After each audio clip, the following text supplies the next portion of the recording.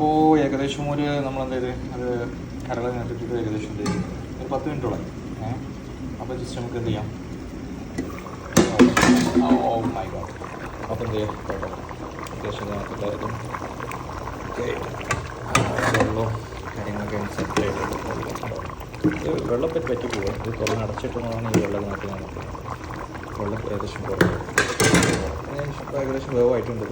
അപ്പോൾ എന്ത് ചെയ്യാം, നമ്മൾ ജസ്റ്റ് ഇത് മല്ലിയിലയാണ്. ഇത്രയൊന്നും മല്ലിയിലിൻ്റെ ആവശ്യമില്ല. ഞാനെന്താ ചേർക്കാൻ വലിയ ടേസ്റ്റൊന്നും ചേർക്കുന്നതല്ല. കാര്യം പറയാം, ഇത് റിയാലിന് 3 പീസ് കിട്ടും.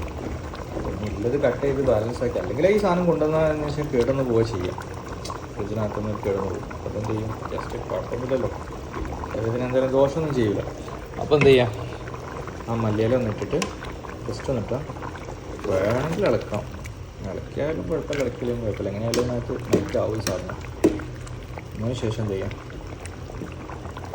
ജസ്റ്റ് ഒന്ന് അടച്ചു വെക്കാം.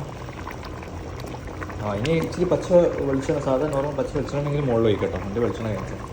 അപ്പോൾ എന്ത് ചെയ്യാം, അതിന് ശേഷം അടച്ചു വെച്ചതിന്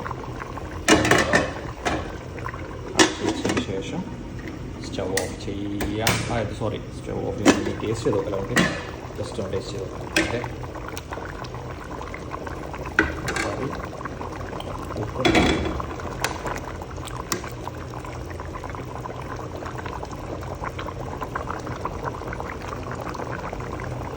ടേസ്റ്റ് ചെയ്ത് നോക്കാം.